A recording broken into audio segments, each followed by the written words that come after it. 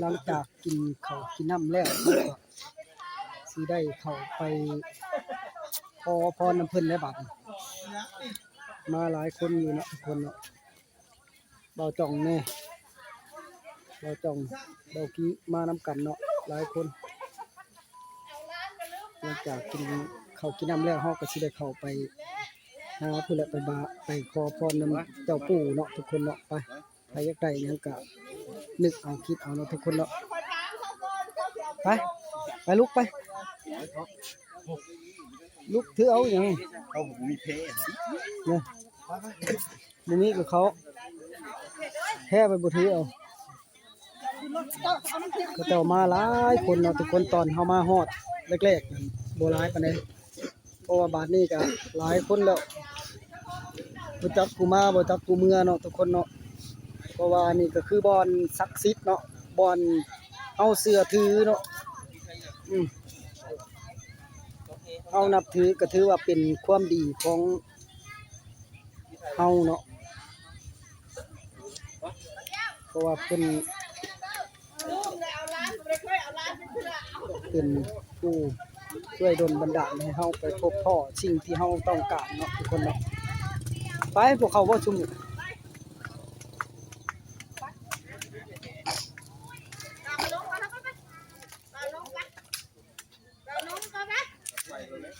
ไป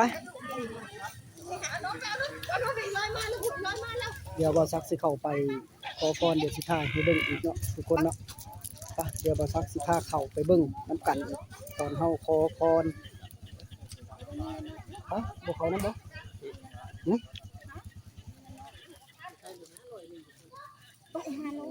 ไปนึงถ่ากันอยู่ตอนนี้ไปใครอยากเข้าไปก็เข้าไปพร้อมกันได้หลายๆคน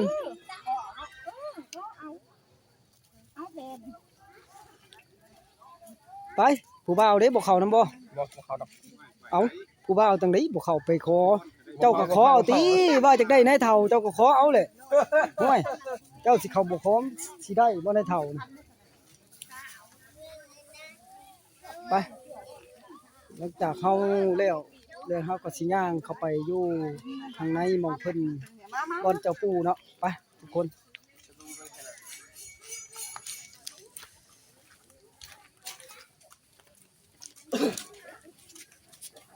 เดี๋ยวสิพาย่างเข้าไปเบิ่งเนาะทุกคนเนาะ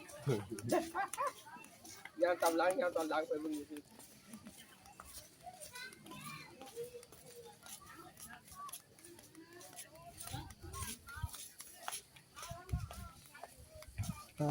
คนทุกคน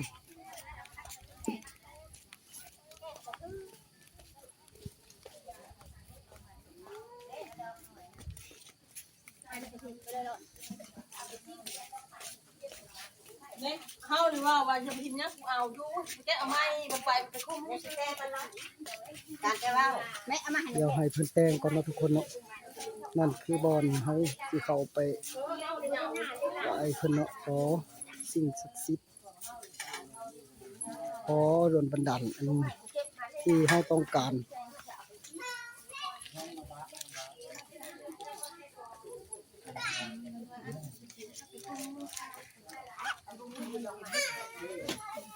บ่ต้องสิขอพรหยังมื้อนี้ขอพรหยังมื้อนี้ขอหยังบอกเพิ่นเด้เอ้าเดี๋ยวสิไปช่วยผู้บ่าวก็ขอมานำกันอยู่เพิ่นก็สิขอคือกันเพิ่นว่าขอให้มีคู่เร็วๆนี่แหละเพิ่นว่า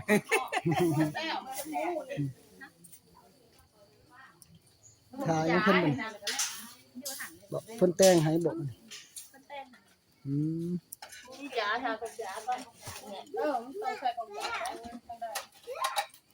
พวกยาพวกยาอันนี้เฮาบ่ได้ได้แล้วของจ๋าช่องเลยแล้วทำงานในกองช่องบอกว่าสิปูหาวเลี้ยจ้ะปูหาวคือว่าห่อไว้นะปูมีอยู่อันนี้จะมีของจ๋าบ่ใช่ช่องของจ๋า กำลังจะเกี่ยมตกแต่งคันให้เฮาเข้าไปขอเนาะเฮาว่าทองยังฉัน มันยังงามอยู่เฮาว่านี่แหละบ่งามได้เด็ดลงมาใจว่าแล้วมันว่าแล้ว มีดอกไม้มีเทียนเนาะทุกคนมีครบทุกอย่างที่เพิ่นเอาใส่ ใช่ของยาเลยนะมาจะเอาจักคันเอา2คันบ่ได้เอาของยาจังเพิ่นตกแต่งมีเบิดทุกอย่างเนาะมีหมากมีอิหยัง นี่จะป้อน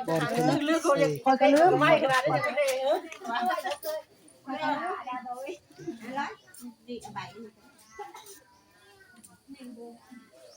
มันต้องมีเด้อมันล้นนั่นแหละนี่แหละมากล้นนั่นนี่เดียวจังล้นแต่อะไรเนาะดอกมันใช่กันแน่ดอกว่าใช่ปะดอกมันจะหนา เอากลุ่มเราบ่ทันลุกเขาเพิ่นสิใกล้เด้แล้วเว้ามันจะได้ยินปานใด มันจะเป็นพวกลายเนี่ย ว่าศักดิ์สิทธิ์ไปขอพรมันเพิ่นก่อนเนาะทุกคนเนาะ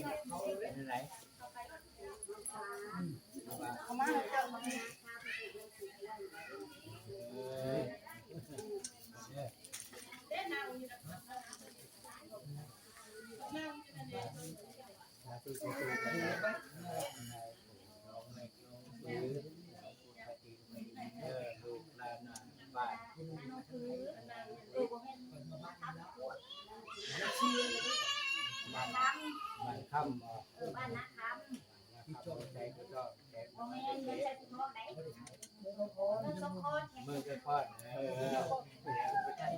บ้านประชันนะครับผมจะโบแม่นคำเจ้าชื่อแม่อย่างลูกติ๋มมาแดกทางบัวเจาะทางใบเงาปูปูแดงทางชายไปได้ของรุ่นมาเงินของปี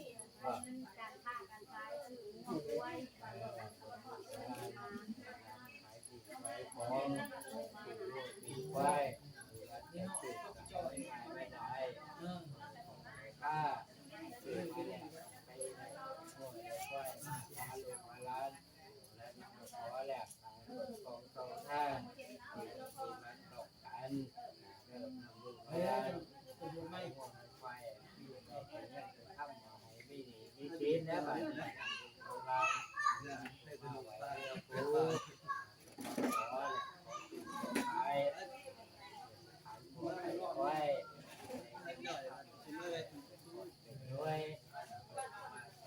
ปู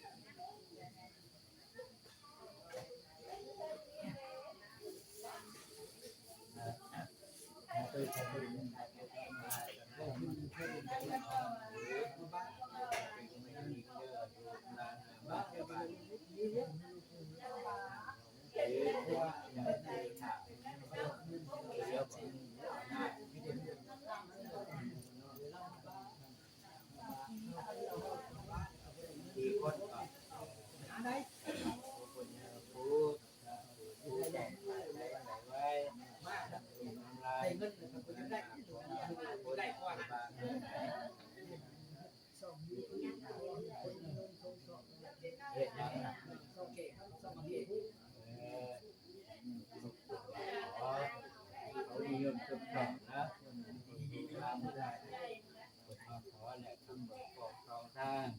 นัดอยู่เพียงเคยงานหายลุกหาลงเป็นไปแล้วเขานิยมตกชอบตรงลายในเป็นเงินเป็นคำแล้วเป็นมาขอแล้วก็ได้หาได้เป็นว่ามีไงมี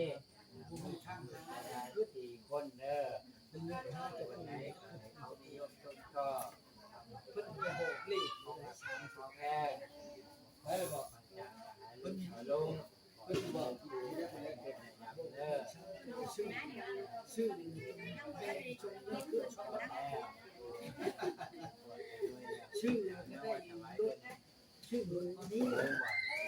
ลูกหลานแล้วหลานใดก็เก่งไว้ลูกไว้คือโดยคือร้ายหรือว่าคือคนพวกอะไรนะมีโชคมีลาภรู้เลยคือช่วยคือวัดเจริญหายโยมได้ก็เลยเป็นสนิทเนี่ยขอเป็นนิดนึงที่คนอย่างแม่บ้านไปอยู่ไหนกูมือเนี่ยที่อยู่บนไหน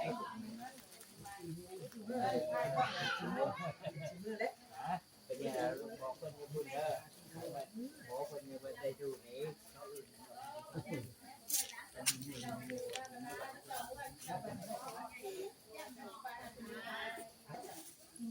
หลังจากเขามาบ่าแล้วเขาก็ขอพรน้ำเพิ่นทุกคนเนาะมาเบิ่งมาขอน้ำกันเนาะทุกคนขอโชคขอลาภ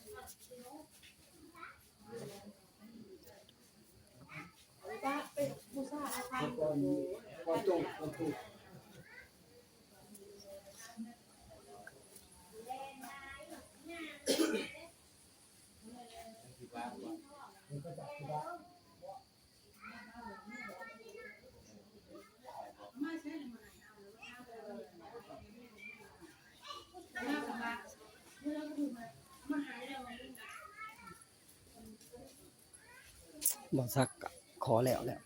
ก็ถือว่าเฮาปักธูปลงไว้เพื่อเป็นขอพร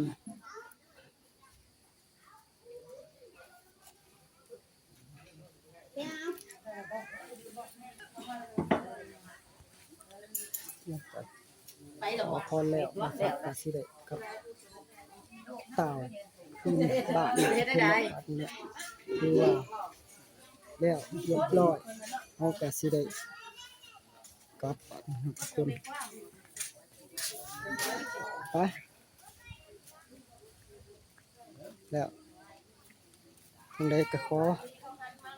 ฝากเป็นกำลังใจให้เด้อทุกคน